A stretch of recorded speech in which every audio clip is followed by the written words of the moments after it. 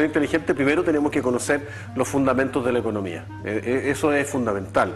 ¿Y qué son los fundamentos de la economía? Algo conversamos hace un tiempo atrás sobre el IPOM, que es este informe de política monetaria, que es un poquito esquivo, un poquito complejo, pero que tiene elementos que son básicos de la economía, que son el Producto Interno Bruto, que es el desempleo, que es la inflación y la tasa de política monetaria o el tipo de cambio que se mueve en el mercado. Y ayer salió un índice que a todos nos tiene que ocupar y preocupar permanentemente, que es el famoso IMASEC o Índice Mensual de Actividad Económica. Fíjense que hay buenas y malas noticias. Las buenas noticias es que el mercado esperaba 1,2 en el mes de marzo y fue de 1,6. Eso es buenísimo, eso quiere decir que superó la expectativa del mercado. Y eso es importante. Cuando yo hago inversiones inteligentes, no es cuánto es lo que yo quiero ganar, sino que cuánto es lo que superé respecto del mercado. Ahí tiene que tener algunos cuidados, ¿sí? Porque hay mucha gente que dice, claro, lo que pasa es que usted perdió, pero perdió menos que el mercado. Por lo tanto, en estricto rigor, desde el punto de vista absoluto, ganó. Marco Antonio, yo sé que va a seguir con eso. ¿Por qué la mayoría de los economistas dice así? ¿Es bueno? Pero no tanto. Pero no tanto. Pero tiene unas cosas buenas y unas cosas malas. Sí, ¿Por qué la economía lo que sucede en el ámbito económico, que la economía, feliz o lamentablemente, depende mucho del comportamiento humano. Y los seres humanos somos ambiguos y somos complejos. O sea, tenemos formas de pensar, formas de actuar ante distintos escenarios. Hay ciertos comportamientos que son genéricos, pero hay otros comportamientos que son netamente individuales. Le comentaba a mi alumno hoy día en una de las clases que conocí a una persona que tomó una decisión importantísima en su vida a los 19 años. Y él me dice, ¿cuál es la mejor edad del ser humano? Entonces, habitualmente los jóvenes piensan que entre los 18 y los 30 años, pero la mejor edad para disfrutarla con madurez, disfrutar de alguna manera las inversiones que usted ha hecho, etcétera, se dice a nivel teórico que es entre los 30 y los 50 años, entre los 35 y los 45 años. Va a depender mucho porque ya tiene madurez, tiene cierta independencia, etcétera. Sin embargo, a los 19, 18 años lo único que quiere, y lo dice abiertamente usted y joven que está escuchando hoy día, ¿cierto? Lo dice abiertamente, yo no quiero dañarme la vida y quiero disfrutarla y quiero salir al carrete, al malón, al no sé cuánto, como se le llamaba antes, ¿cierto? Entonces, fíjense que este hombre toma una decisión importantísima en su vida y él dice, yo no estoy diciendo con esto que no estudie, pero él dice, toma una decisión y dice, entre los 19 y 24 años tomé la decisión de aprender algo que me gustaba y aprenderlo técnicamente a tal nivel que hoy día lo domino. Y solo hace 2 años, hoy día tiene 35 años, solo hace 2 años terminé mi carrera profesional. Entre los 19 y los 24 me dediqué a aprender técnicamente algo y creé 3 empresas que hoy día trabajan para mí. Una persona de clase media baja. Y por lo tanto, eso es lo que yo quiero transmitir hoy día, desde el punto de vista de la inteligencia de las inversiones. Y vuelvo a lo que tú decías. ¿Por qué decimos que es bueno y es malo? Porque hay distintos tipos de comportamiento. El mercado, como mercado general, al ser encuestado, hablaba de una expectativa de 1,2% en el IMASEC, que no era bueno. Pero por otro lado, los gerentes de inversiones, los gerentes de compra, y de acuerdo a lo que dice el Banco Central, ¿cierto?, las expectativas económicas, hablaban de que el IMASEC tendría que alcanzar hoy un 2% para estar en línea con el crecimiento esperado del año. Solo para terminar la idea, Kenia. Y por lo tanto, desde el punto de vista de lo que esperaba el mercado, 1,2 fue 1,6, por lo tanto tenemos muy buenas noticias. Y el mercado reacciona hoy día positivamente, desde el punto de vista de lo que debiera hoy día tener el país para alcanzar la meta de crecimiento a fin de año. Deberíamos haber tenido en marzo un crecimiento del 2%. ¿Te fijas? Entonces, por eso es bueno y es malo. O sea, depende de lo que estoy buscando. ¿Es mejor de lo que yo esperaba? Perfecto. Sí. Pero es peor de lo que yo estoy pensando como meta de fin de año. Entonces, ahí vienen... No alcancé la meta, pero no retrocedí, avancé un poquito. Exactamente. Ahora, una preguntita que se lo iba a preguntar a Pablo, pero dije, no, se lo pregunto para obvio, porque, oye, me llama la atención de que este crecimiento no está basado en la industria manufacturera, ni en el crecimiento de la producción nacional, sino más bien en lo que es la economía de servicios. Bueno, pero es que el IMASEC considera toda la economía en su conjunto. Tanto la producción manufacturera, ¿cuál es más aceptable? Sí, pero hoy día efectivamente tenemos una baja considerable en el sector minero, por razones obvias. O sea, tuvimos una catástrofe en el norte, no esperemos que tengamos crecimiento por ese lado. Y por otro lado... Incendios en el sur. Exactamente. Y por otro lado tenemos un problema serio, ¿cierto?, en la producción. Fíjense que ahí tenemos en pantalla nuestras proyecciones del Producto Interno Bruto para el 2015. Tenemos un índice máximo, un índice promedio, un índice mínimo. Y la verdad es que las proyecciones que hacen todos los economistas no son muy auspiciosas, producto además de todos los elementos que han ido ocurriendo y se ha ido corrigiendo a la baja. O sea, ¿por qué? Porque partimos con una expectativa más alta, pero se ha ido corrigiendo a la baja producto de todo lo que ha ido ocurriendo en el norte y lo que ha ido ocurriendo en el sur. Ahora, esto me lleva a algo muy interesante, que Chile tiene características como esta nación, ¿cierto?, de ser un país que tiene mucha producción por el lado minero, tiene mucha producción por el lado forestal, tenemos poco ganadero y otros elementos más que sí nos aportan nuestros vecinos, pero hay algo en los cuales nosotros no hemos reparado y que es el desarrollo de tecnologías a través del buen uso e inteligente uso de nuestras capacidades.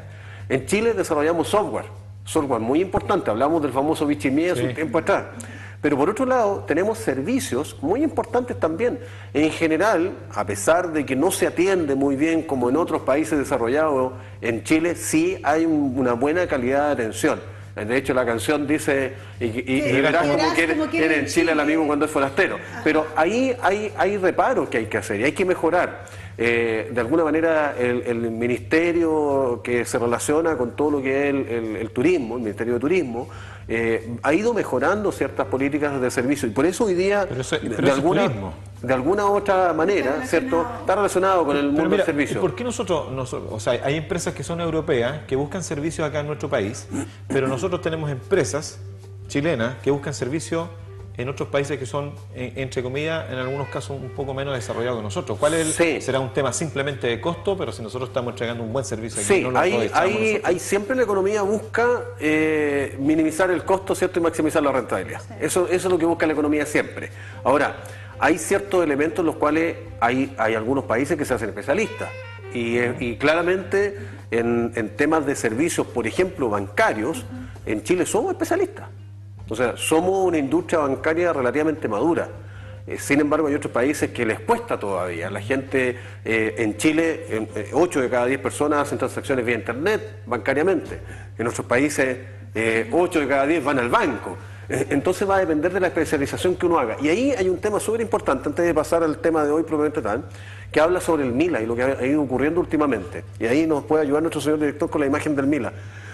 El mercado integrado latinoamericano, que son estas tres naciones, ¿cierto?, que son Perú, Chile y Colombia, se ha ido integrando cada día más y ha ido generando una relación bien interesante en donde yo puedo hoy día transar en la bolsa de Colombia, puedo transar en la bolsa de Perú y en la de Chile libremente. Ya no tengo restricciones, ¿ya? Y por lo tanto puedo hacer una combinación. De hecho, hay fondos mutuos o hay ciertas inversiones que se hacen en el mercado que hablan de esta integración directamente.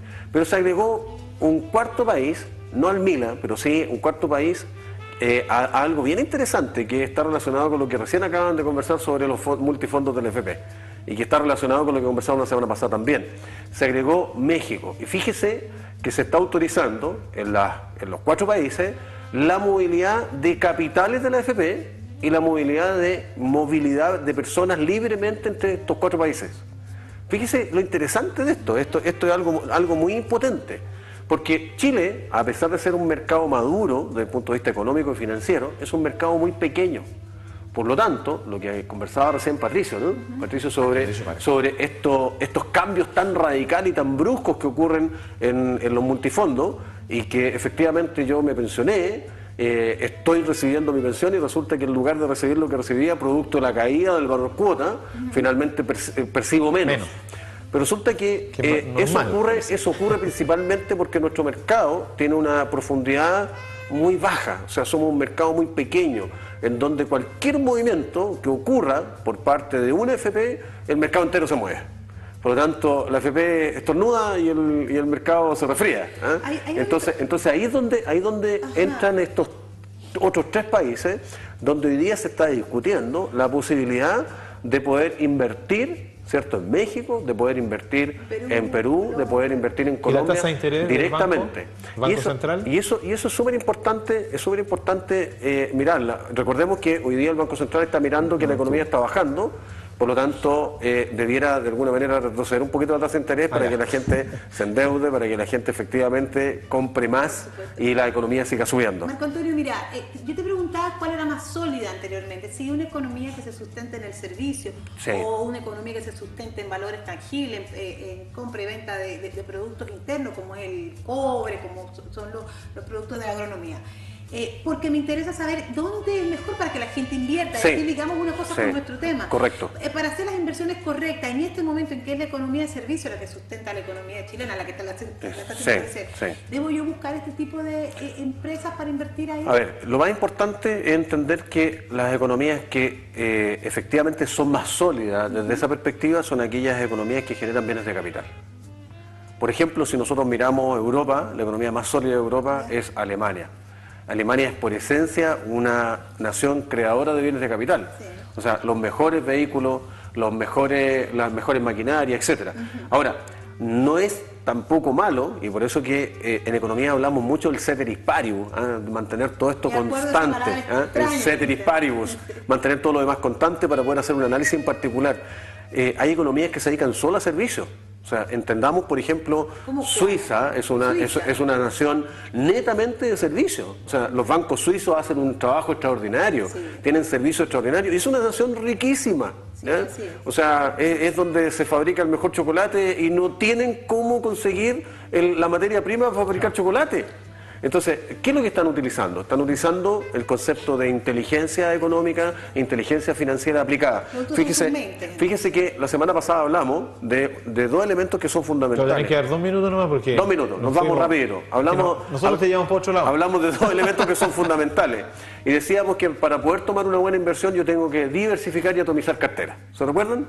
Hablamos del átomo, ¿cierto? Y que le pareció tan extraño a Kenia. Pero en economía se utilizan estos conceptos. Pero también agregamos 3 elementos. Dijimos que era importante conocer el objetivo de la inversión, el horizonte de la inversión y el riesgo al cual estoy asociado.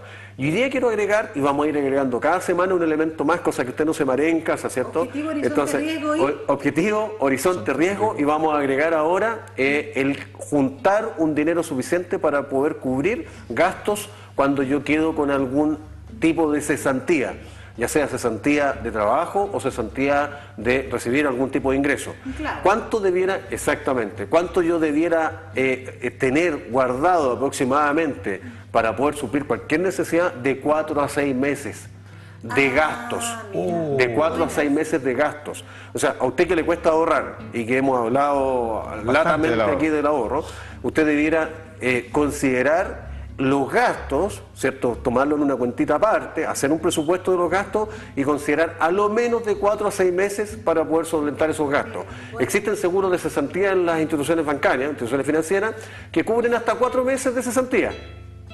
Por lo tanto, yo recomiendo, sí, efectivamente, en el caso de que usted esté previendo, ¿cierto?, que van a hacer PLR con usted, ¿cierto? O la famosa PLR que se dice por ahí, ¿cierto? Dejémoslo en inglés. Usted utilice los seguros de cesantía anticipadamente y le van a cubrir esos gastos de consumo, de la cuota que tiene por 4 meses. Más 4 meses que usted tiene, está llegando a los 8 meses, tiempo suficiente para poder encontrar un trabajo y otra peguita, como dice Kenneth. Y lo mismo pasa con las empresas.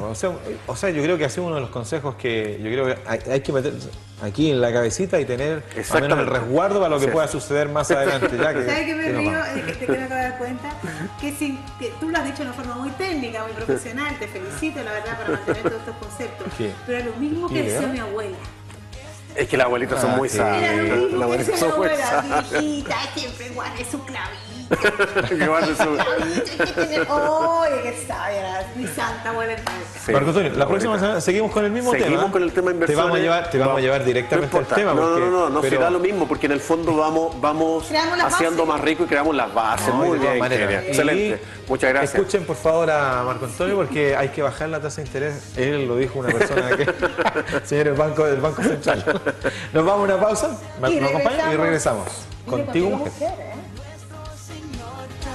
Hay un